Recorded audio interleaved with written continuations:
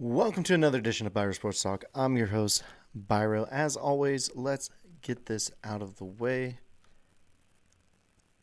Evo Retro's got your gaming needs. They got accessories, Funko Pop protectors, trading card protectors, like sleeves or uh, hard sleeves.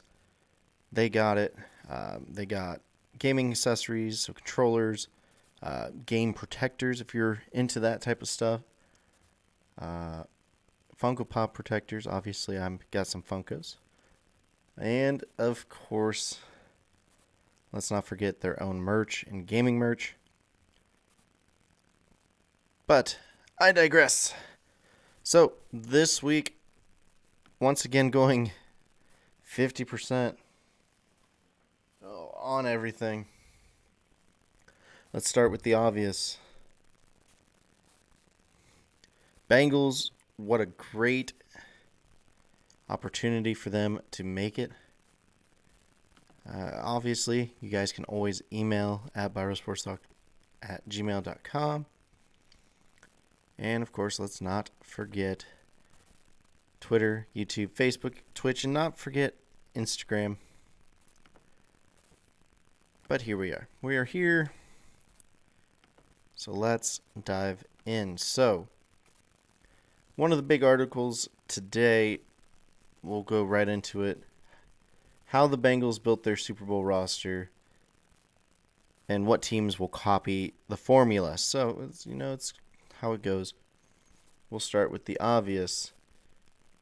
So, they start with the holdovers. So, the holdovers, Jesse Bates III, Tyler Boyd, Trey Hopkins, Sam Hubbard, Kevin Huber, Joe Mixon, Josh Tupou, and CJ Uzama. All great players for this team.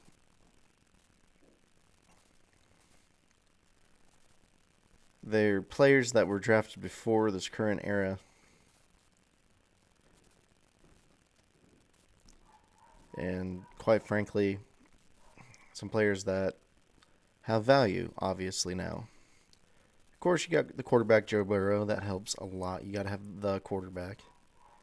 It helps to have a great guy. As stated weeks before, always been a little high on Burrow. Might have been because went to Athens for school and whatnot. But moving on, weapons for said quarterback. You got Jamar Chase, T. Higgins. They have Chris Evans, a running back, Drew Sample, and Travion Williams at running back. Again, you got to have weapons for your quarterback. I get it. Higgins, Chase, great pickups. Samples stepping up. And, of course, the running backs have been playing well as well. They mentioned the offensive line. Honestly,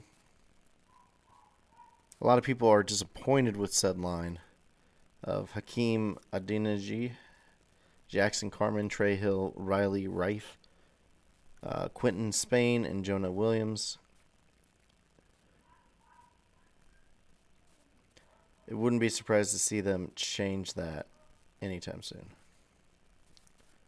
The defensive free agents they went out and got, you got Eli Apple, Chidobe Awuzie, Von Bell, Trey Hendrickson, Mike Hilton, Larry Ogunjobi, DJ Reader, Michael Thomas, the safety, and Trey Waynes. A lot of defensive help there. And I mean, that's some teams can get away with that. And, of course, a section called Another Team's Trash, meaning these guys might have not been great with their former team, but they found their role with the Bengals. So, Trey Flowers, Vernon Hargreaves, BJ Hill, Samaji Perrin, and Zach Kerr. Perrin always had a lot of positivity around him. He's been a great third down back behind Mixon. And they're an interesting team, to say the least. Draft picks, they had Marcus Bailey, Evan McPherson. Of course, everyone knows McPherson. Jermaine Pratt, Cam Sample, defensive line, and Logan Wilson, linebacker. So 3 linebackers, defensive lineman, and of course the kicker. Obviously, the kicker's the big thing. But what teams can try to get this formula? So this formula that we're talking about is getting a good quarterback, retooling the defense with free agents, and drafting young, talented offensive weapons. Next step for this team is solidifying the offensive line, but obviously they didn't do that for this year. So, what teams could be next? Obviously, they have the Seahawks. You got some older players there. You have Russell you can build around. They're kind of already halfway there. They got Russ. They need a running back, really, is what's missing at the moment. And they need to retool that defense. Defense for sure would be needed for a playoff run, even. Jaguars are hoping to be that as well. You got Trevor Lawrence, of course, there. They haven't got a coach yet, but they do have Trent Baalke. And they could explode with offensive weapons and maybe get some defensive guys this coming year. It'd be interesting to see, but I do think the Jacksonville Jaguars are a few years away from really competing. The Giants, they're a team that could turn it around.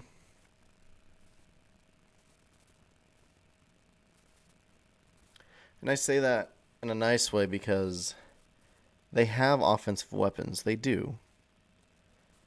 But they need an offensive line as well. And you're looking at a defense that could be retooled.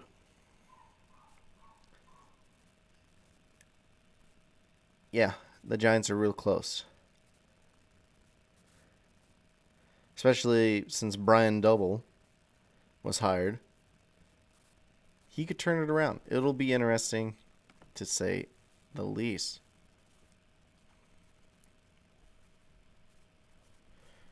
And before we get to the big news in the NFL, let's go also with ranking NFL offseason capital. So what it means, how much cap room you have, what's your draft picks look like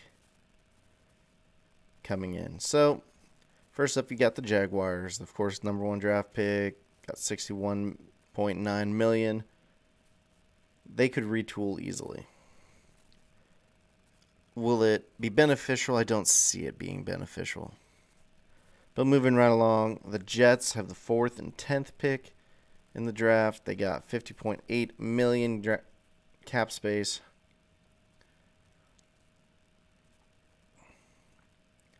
You're looking at a lot of first-round picks in the coming years. You got 2 first-rounders this year, the 4 and the 10. And you got 6 first-round picks in 2022. They're going to get better. Hopefully, by making the right picks, they'll get better fast.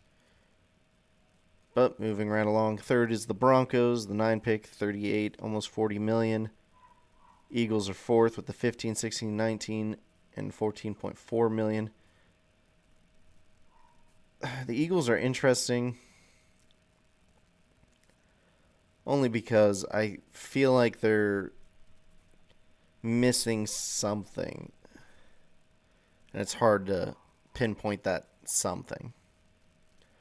Moving right along, though, Chargers are 5, Texans 6.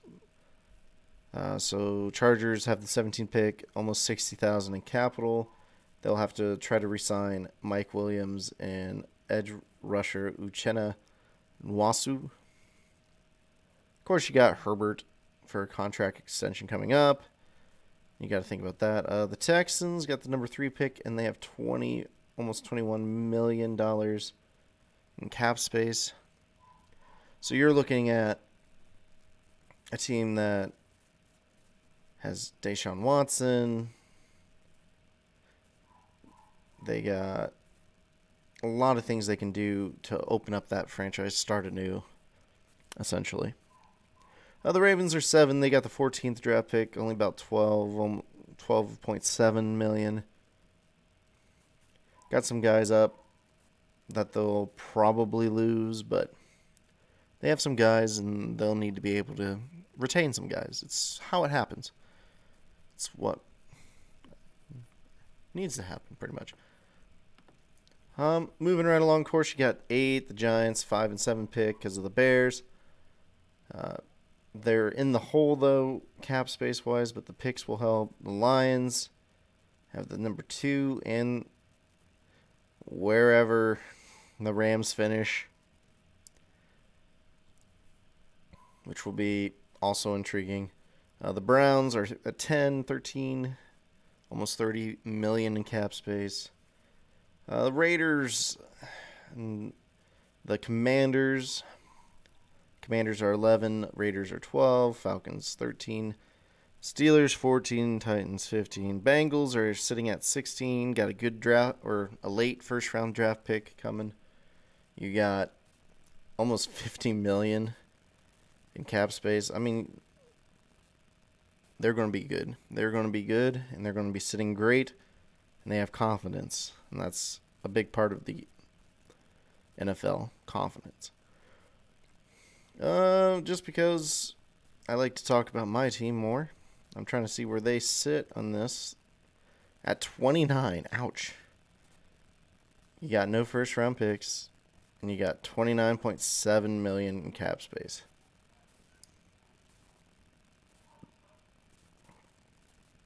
Here's some problems, though. They have Akeem Hicks, who could walk. They have Allen Robinson, who can walk. Jakeem Grant, who he's cheap, but someone might try to outbid you just for a returner. And then you have offensive linemen James Daniels and Jermaine Ifedi. Daniels was okay at times. I don't think Ifedi was that spectacular, but you really gotta build around Justin Fields as best as we can. Speaking of the formula that worked for Joe Burrow and the Bengals, I think the Bears could follow that formula.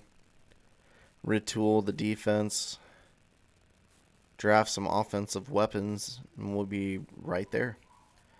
Getting that offensive line would also help. And I think having a new offensive system would help tremendously. Always helps tremendously. But, you know, you can check that article, of course, out on the ESPN. Here's the biggest news in the NFL. Besides that, it's Pro Bowl. The Pro Bowl Skills Challenge is going on right now. Brian Flores was a likely candidate to be hired somewhere. More than likely not going to be anymore just because of a lawsuit, and it's just how it usually plays out with the NFL.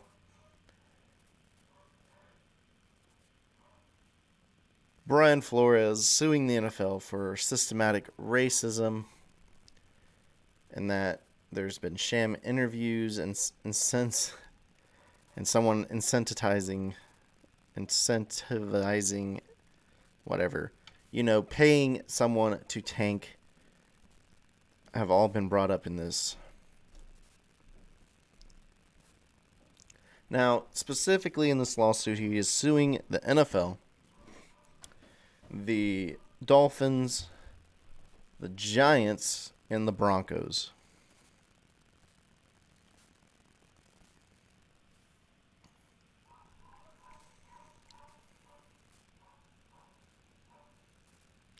So here's the thing. First, were any laws broken? Second, what will the NFL do to react to Flores' allegations?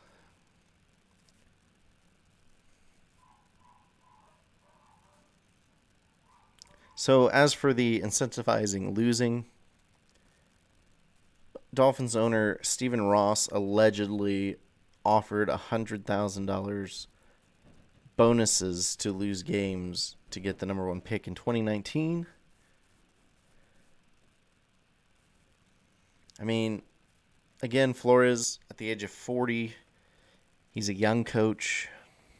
He's a good coach. I really think some people are missing out with this guy. This guy took a Dolphins team that was essentially nothing, and he's had winning seasons the last 2 years. That's huge.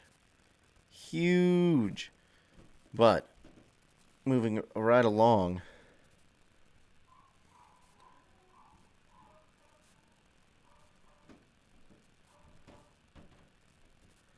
at the time of the hiring, or of this lawsuit, there's one black head coach, and that's Mike Tomlin. There's still 5 vacant spots, which we can bring up and talk about, because you got, well, let's double, there we go. We got the Saints, where Sean Payton left. You got the Jaguars still looking. What a mess that is. You got the Vikings, which is a good team that, just it feels like just because he didn't make the playoffs, he got the boot. You got the Dolphins, of course, where Flores was. And the Texans. Texans, where they got rid of first-year coach. First-year coach. Wrong one. David Culley. Who I still feel like was more of a scapegoat than anything. But we'll talk about that here after the lawsuit. So,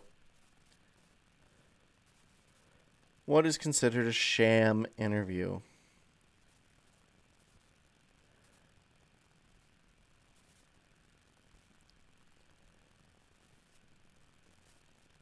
What's wrong with that? Well, there was text messages that he's shown.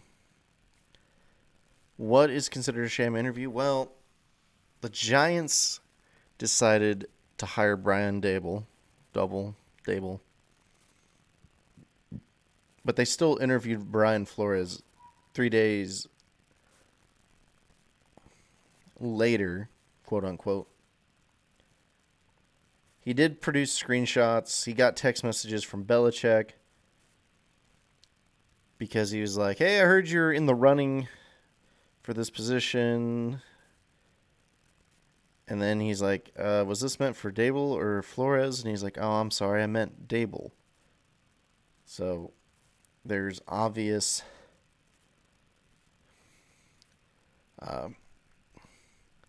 interest in that type of scenario if it proves to be real.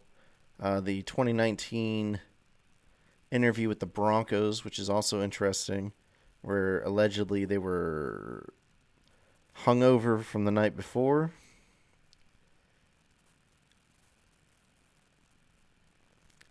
Which is interesting because they did end up hiring Vic Fangio, who honestly is a very good defensive coach. And was it right for them to fire him? Probably. But his team just fell apart this year, and you can't really blame him when players get hurt. Moving right along, though. Are sham interviews illegal?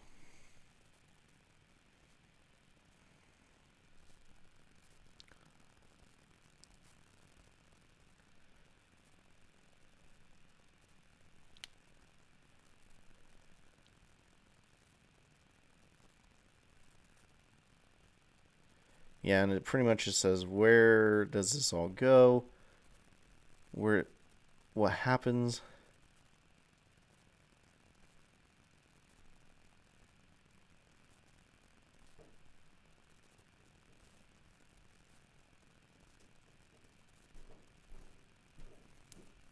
Oh my gosh, just looking at all this article, it's pretty obvious. This is going to be a battle between the NFL and Brian Flores. Do I think Flores has a case at the moment? Yes, I do. I don't think he's wrong at all. I do think there's some lack of looking at coaches, but I also don't think it should be mandatory to interview someone just because of the color of their skin. They should be qualified, and there's a lot of good coaches that are a minority coach. A lot of good coaches that deserve interviews.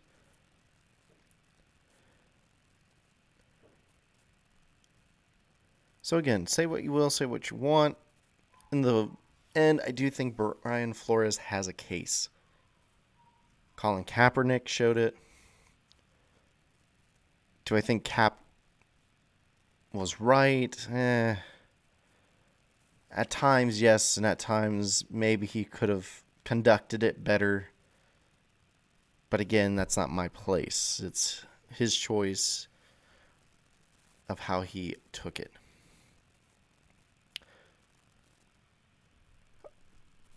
Looking at the draft board right now, just to point out a few things. One of the most intriguing things to me, though, is you don't even see a quarterback until 16 on the draft board, which is Kenny Pickett.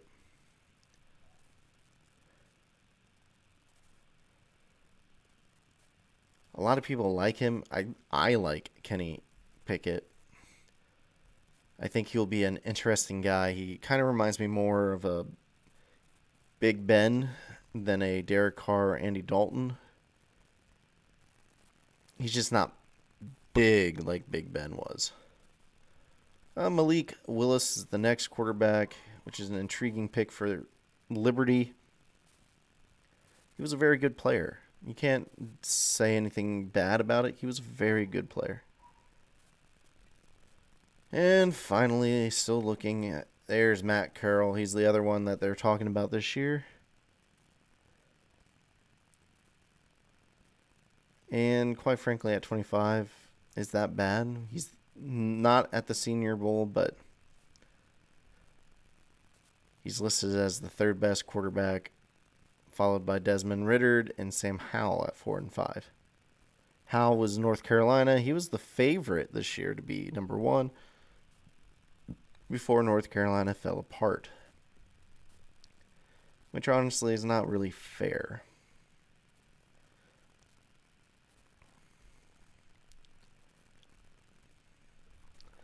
So moving right along to these, what's left in the head coaching game in the NFL, since we did bring it up with Brian Flores. So the Raiders, everyone was looking right, and they went left and hired Josh McDaniels.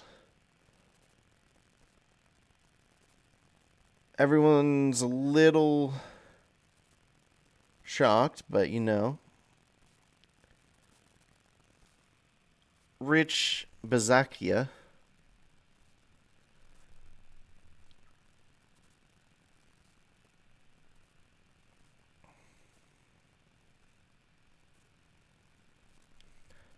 was expected to gain the trust of the organization and maybe have a case for head coach, but alas, they went with the younger Josh McDaniels. It'll be intriguing. I don't think he was that awful. My biggest issue was, I'm going to look it up real quick, but my biggest issue with McDaniels, if I'm going to pull him up,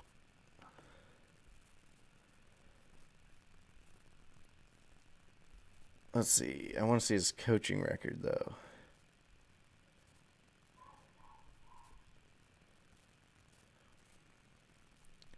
Yeah, I won't say. But my biggest issue with McDaniels was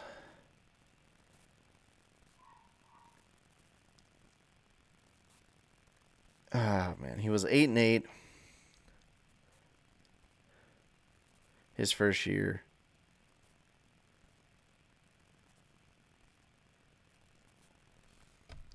I'm just trying to see. We'll pull up more of the seasons. And then 2010, He went 3-9 and was fired because people expect fast results, and that's just not right. But they had a good team. I mean, they had Brian Dawkins. That's right. They had Kyle Orton and Jay Cutler.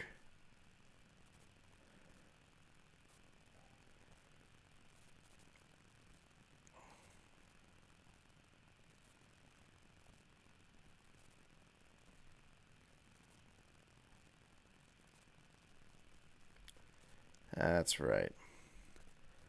That makes more sense now that I'm seeing it. I'm trying to look again. Broncos were 8-8. Kyle Orton was the starter because they traded Cutler to the Bears.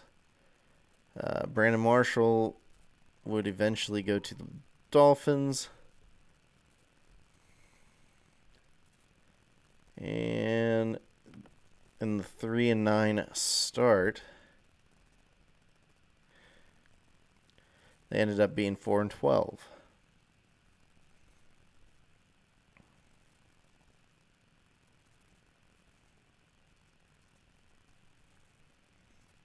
What went wrong with this team? So what went wrong? Oh man, there's so many things that went wrong.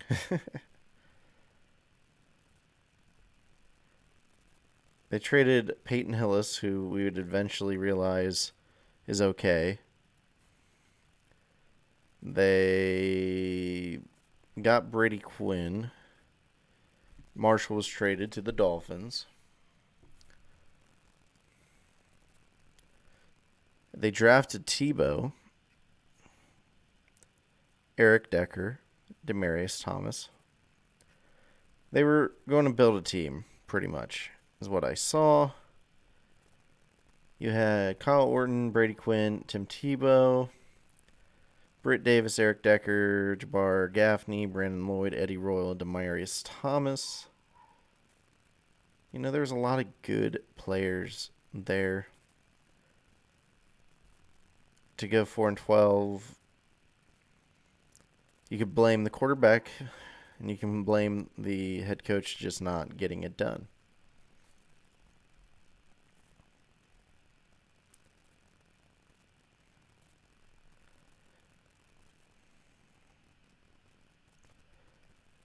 So yeah, there you go. There you have it. Josh McDaniels. Obviously, we covered the Giants getting Brian Dable. The Broncos got Nathaniel Hackett, Green Bay Packers former offensive coordinator. All that does is bring up more. What can I say? Bring up more rumors about Aaron Rodgers to Denver. And of course, the Bears. We gotta talk about the Bears. Matt Eberflus. We are very interesting because we fired a Ryan and we fired a Matt and we hired a Matt and hired a Ryan.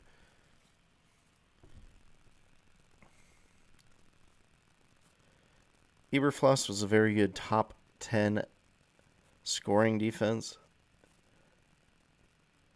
And that's what the Bears are known for. They're known to be scoring defensive teams. I really hope they can get an offensive coordinator to help, only because you can't get much worse on offense than how we've been. There's only looking up. Only worse would be not scoring any game. I just don't see that with the talent we have. But open coaching jobs. We got the Saints, we got the Jaguars, we got the Vikings, we got the Dolphins, and we got the Texans. If I were to pick a team to take over, I would go the Saints. I know the Saints are early on going to be good and probably have a fall off after about 2-3 years. But the only other team I would consider at this time would either be probably the Vikings, if you want my honest opinion. But let's look who's the front runners for these teams. So for the Saints, you got Byron Leftwich, Aaron Glenn, and Dennis Allen. The Jaguars, there's been a number of interviews requests for Doug Peterson, Jim Caldwell, Kellen Moore, Byron Leftwich, Todd Boyles, Bill O'Brien, Darrell Bevel, and Vic Fangio. The Vikings, you got Todd Boyles, Kellen Moore, Kevin O'Connell from the Rams, Jonathan Gannon from the Eagles, D'Amico Ryans from the 49ers, and Raheem Morris from the Rams. Dolphins, looking at Mike McDaniel from the 49ers, Vance Joseph from the Cardinals, Kellen Moore, Leslie Frazier from the Bills, and from the Rams, Thomas Brown, which is an interesting one. Texans, on the other hand, got Brian Flores, Joe Lombardi, Hines Ward, Jonathan Gannon from the Eagles. Hines Ward is a Florida Atlantic wide receivers coach. Josh McCown, which I've still found very interesting. And Kevin O'Connell. That's an interesting list. It's just out of left field for all of them. Now, as promised in the title, let's talk about NCAA basketball. So, NCAA's just like normal basketball and every other sport, still dealing with COVID. So, occasionally you get games postponed. For example, today, the Buckeyes in Iowa Hawkeyes were postponed. However, the Bobcats of Ohio destroyed Eastern Michigan. Sorry, Derek, I had to bring it up. However, OU is just playing makeup games at this point for the most part. So, what are the top 10 mid-major schools right now? So, ESPN has a list. Kevin Connors. He has a list of the top 10 mid-major programs. I was trying to see if I could find like an actual list on it. There's just a lot of stuff that's not. Here we go. So at number 1, he has Murray State. The Racers. I mean, if you follow college basketball in recent years, you know Murray State. They're very good. They're in the Ohio Valley, but they're going to be moving to the Missouri Valley in July, which will give them more competition as they just run over the Ohio Valley. And that's what they've been doing for the most part. Boise State, Mountain West, doing really well as well. Boise State has been having some good recent success in basketball. They're 17-4, 8-0 in the Mountain West. Not bad for a school known for their football prowess.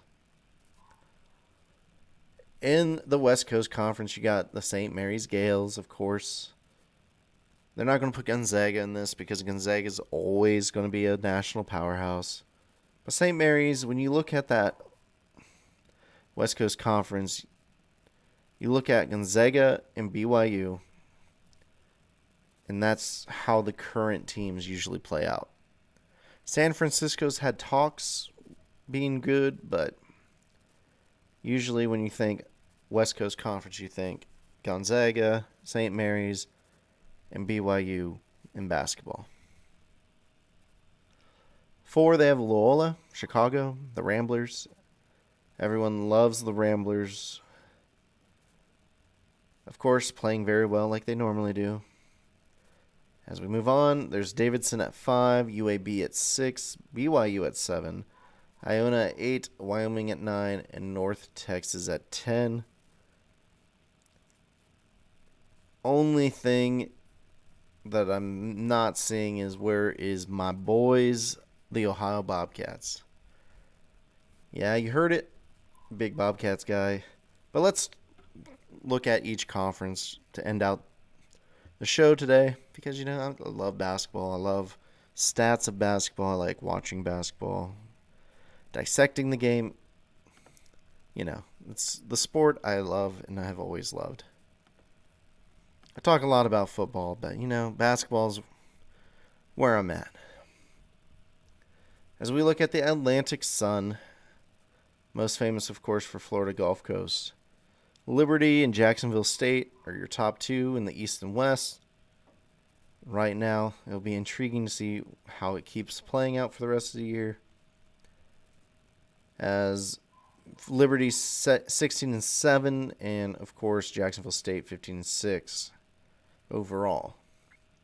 The American East, led by Vermont right now at 17-4 on the season, 9-0 in conference. Man, I gave them 8 losses for no reason. That was harsh. In a not so close second right now, you got Stony Brook. They're 13-8 on the season, but 5-3 in conference. So, Vermont has a nice tight hold on the conference lead. The American Athletic Conference, AAC. Because always been great ever since they split the Big East from basketball schools and football schools. This is what's left, even though it's getting picked apart soon with Houston, Cincinnati, UCF all leaving, and who knows what other aftermath will be coming. Houston is ranked 6th. They're 19-2 on the year, 8-0 in conference. SMU 16-4, 7-1 in conference. Temple and Cincy there's some other teams. Memphis isn't doing so great, but Temple, Cincy 12-7, 15-6, both 5-3. The Atlantic 10, that's where you see Davidson at 18-3, 8-1. Dayton at 15-7, 7-2. But always you can see about a good chunk of teams out of the mid-majors. The A10, I expect them to get better, usually. They find ways to get better. In the ACC, always a battle. Duke on top right now, 9th overall, 18-3 on the year, 8-2 in conference. Big surprises here, though. You got Notre Dame, Miami, also 8-3, with North Carolina 15-7, 16-6, and 16-6. They're all up there. Wake Forest having a good year as well, 18-5, 8-4 in conference. Moving along to the Big 12, got 5 ranked teams. You got the Kansas, you got Baylor, you got Texas Tech, Texas, and Iowa State. Kansas right now leading the way, 18-3, 7-1. Baylor's in second, 19-3 overall, 7-2 in conference. The Big East, when you talk basketball, you think the Big East. You got Providence, you got Villanova, you got UConn, you got Marquette, and you got Xavier. All ranked. And you got 2 more very formidable teams in Creighton and Seton Hall. Seton Hall punished right now with their conference win-loss record at 4-6. Creighton 5-4, Xavier 6-4, Marquette 8-4, UConn 6-3, Villanova 9-3, and of course Providence at 9-1, and also 19-2. The Big Sky's led right now by Weber State, a team that's once again usually seen in the tournament. You look at the top 4, which is Weber State, Montana, and Southern Utah. Occasionally you get a Portland State up there, but you're pretty much seeing the teams that are usually up there. In the Big South, you got Longwood, Lancers leading the North, South Carolina Upstate leading the South, Winthrop not too far behind. Winthrop's the team you usually see, and they're 13-8 right now. Longwood 16-5 overall, but 8-0 in conference, which is very good. In South Carolina Upstate, 7-2, ahead of Winthrop due to technicality of one game. The Big Ten, another conference with 5 teams in it. Got Illinois, Michigan State, Wisconsin, Purdue, and Ohio State. Teams also seen success this year. Indiana, Michigan, Rutgers, and Iowa. Iowa, a surprising 14-7 overall. In conference, though, 4-6. You kind of expect that after the good year they had previously. Rutgers, 12-9. I know most of us here, Ohio State fans, are 13-5. They haven't played that many games. Haven't lost at home, but they're 6-3 in conference. Purdue's number 4 in the land. Illinois is 18. Michigan State's 13. Wisconsin's 11. And Ohio State is at 16. Ohio State has already canceled against New Orleans, postponed Nebraska, and just postponed Iowa.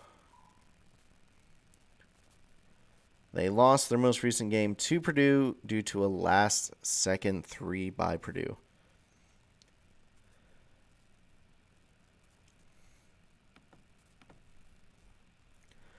The Big West, a little surprising, but Hawaii is winning it right now. The Rainbow Warriors, 6-0 in conference, 11-5. But when you look at the teams, I don't see the usual UC Irvine, UC Davis, Long Beach State. Those are a little lower in the rankings. So, interesting to see if Hawaii hangs on there. Colonial Athletic Association, UNC Wilmington. It's a team you usually see, of course, at the top there. 15-5 on the year, 9-0 in conference. Conference USA. Another teams getting plucked in conference realignment. Middle Tennessee State in the East, North Texas in the West. 15-4, 14-6. And you also got UAB in the West at 17-5. Another very good-looking team record-wise. The Horizon, which has changed over the years. I see some teams that I wouldn't think are Horizon. I would think there's something else. But Oakland and Cleveland State are on top. Both 16-5, 14-5. Cleveland State's 10-2. Oakland 9-1. Wright State right there at third at 9-4, 12-10. The Ivy League, 15-4 for Princeton, 5-1 conference. Always intriguing to see how the Ivy League plays out. Usually the team with the best conference record wins. I think that's how it still works for them, but I'm not sure. Metro Atlantic Athletic Conference. Iona, once again on top, 18-3, probably will stay there, 10-0 in conference. Another team to look out for is Monmouth. They're a team that usually somehow seems to make it, or not. Niagara, another team to look for. Here we are in the MAC, another great year. For some reason, they're combined, not separated, which is kind of intriguing to me. The Bobcats are doing what they need to do. They lost to Toledo, which hurts. They lost to Kentucky, and they lost to LSU. Those are some good teams, though. I wouldn't be surprised if the MAC does get Toledo and Ohio in somehow. But they would have to be 1-2 in the conference.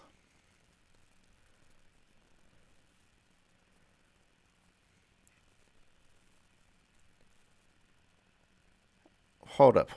Okay, they do have a one loss in their category, okay. Because they lost to Oakland, they lost to Michigan State, they lost to Kent. And they lost to Richmond. That's the other one. Okay.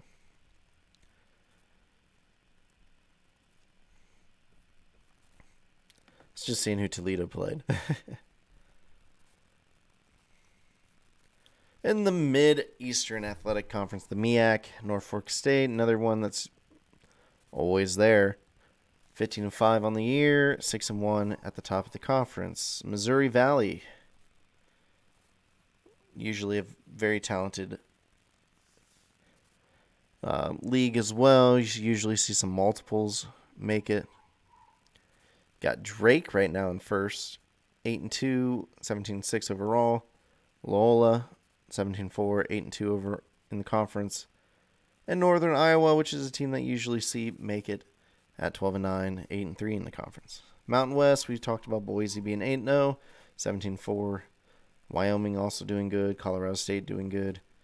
Not a lot of respect for the Mountain West record-wise for some reason, but some talented teams. Northeast, you got Wagner, Seahawks 14-2 on the year, 10-0 in conference. Bryant, who I see a lot usually coming out of here, if not for Mount St. Mary's or one of the other lower teams. But Bryant 12-8 and 9-1 overall, or 9-1 in conference, and 12-8 overall. Ohio Valley, we talked about Murray State, but Morehead State, Belmont, right there. Those three are the ones to watch. They're all well above 500. You got 20-2 Murray State, you got 18-6 Morehead State, and you got 17-5 Belmont. Pac-12, you got some ranked teams. You got UCLA at 3, Arizona 7, and USC 19. Ducks, Huskies, and Cougars, and Cardinals, and Buffalo. You have a lot of good teams there in the Pac-12. UCLA, Arizona at the very top, 8-1, 7-1, respectively. Patriot League, you got Colgate. Holy Cross was once thought to be decent, but I think it was football this year. Once again, favorite random team to pick in NCAA basketball, not happening. Oh, SEC, you got Auburn, Kentucky, Tennessee ranked 1, 5, and 22. Arkansas, Mississippi State, Bama. Oh, LSU slipped in there at 25. Florida and South Carolina and Texas A&M. Man, you got a lot of above 500 teams. I mean, Ole Miss, Vanderbilt also above 500, but the rest are well above 500. Southern, you got Foreman, New Orleans in the Southland, the SWAC, Southwestern Athletic Conference. A lot of your traditional historically black colleges are in this SWAC. Florida A&M right now leading the East. Southern and Grambling tied in the West. Southern with the better overall record. They're the best overall record out of any team in the SWAC at 12-9. Let's see. Summit, South Dakota State is first at 11-0. Oral Roberts sitting right there at 2. Also very dangerous. Man, some of these schools I just haven't heard of. I feel like it's because they're new to Division I. Like Kansas City Roos, that's different. The Sun Belt right now being led by Appalachian State, 8-2, 14-9 overall. Actually getting to play their games. West Coast Conference, we talked about Gonzaga. St. Mary's and San Diego's in the mix this year at 13-9 overall, but 6-3 in conference. And finally, the WAC. Whew. Talk about NCAA basketball, and it takes a little bit. Seattle is leading the way right now, 7-4, 8-0. But I expect to see some chaos here, because there's always chaos in these little conferences. Stephen F. Austin's usually good. But New Mexico State's at 17-3, 7-1 in conference. They lost to Utah State pretty bad. New Mexico not that bad. Then lost to Sam Houston State pretty bad. So yeah, those are the standings. Man, that was long, breathy. But I hope you're still here. I hope you're entertained, at least. As we almost had an hour show. Just because we almost had an hour show, don't forget to look at Evo Retro. Gaming merch, accessories, protectors for Funkos, trading cards, games, like either cases that you can protect, or if you are like me and used to throw away the boxes for the cartridges, you can get a protector for them that way. So definitely give it all a look. Like I say, though, I'm your host, Biro. I greatly appreciate it if you are here still. Don't forget, you can always email questions to birosportstalk@gmail.com. And don't forget to follow us on Twitter, Twitch if you're watching it here, YouTube, Facebook if you're watching it here too. On all of them at the same time, except Twitter. Also on Instagram. Don't have that on there, but Instagram's more to get you ready for the show. I will see you next week. Next week we will make our predictions to the Super Bowl. If you have a prediction, feel free to send it in to Biro Sports Talk. And I will see you all next time.